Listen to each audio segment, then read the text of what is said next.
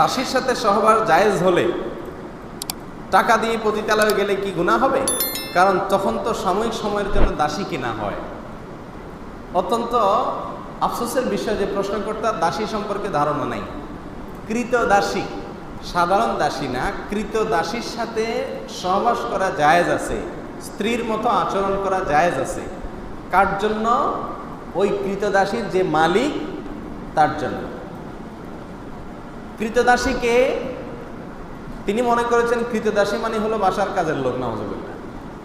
কৃতদাসী হলো যুদ্ধের পরে, মনে করেন মুসলিমদের সাথে অমুসলিমদের যুদ্ধ হলো, সেই যুদ্ধের পরে পরাজিত যারা, তাদের মধ্য থেকে যারা বন্দী হয়ে চলে আসছে, যুদ্ধবন্দী, এদের মধ্যে পুরুষদেরকে বলা হয় কৃতদাস আর মেয়েদেরকে বলা হয় কৃতদাসী।